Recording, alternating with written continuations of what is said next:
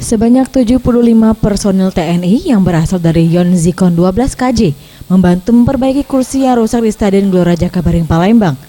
Sebanyak 509 kursi di Tribun Utara dan 202 Tribun Selatan rusak oleh ulah oknum yang tidak bertanggung jawab pasca kekalahan Sriwijaya FC melawan Arema. Kepala Jani Kodam Kolonel ZCI Herdiana P mengatakan, penugasan ini merupakan perintah Panglima Kodam 2 Sriwijaya karena menyangkut kesiapan Asian Games 2018. Semua pihak harus bergerak dan segera membenahinya termasuk TNI dengan target penyelesaian secepatnya sebelum pelaksanaan Asian Games 2018. Untuk membantu menyelesaikan kerusakan-kerusakan ini karena kan sebentar lagi ada event internasional yang menyangkut kesiapan Jakabaring ini.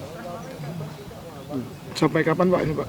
Ya ini kita perkirakan ya secepatnya kita selesaikan lah karena kan pekerjaannya kami lihat kecil-kecil sebenarnya, bisa cepat bisa lambat, tergantung kita juga dari bagaimana penyelesaian karena hanya terlepas dari bautnya saja kebanyakan itu, jadi tidak terlalu banyak kerusakan yang berat.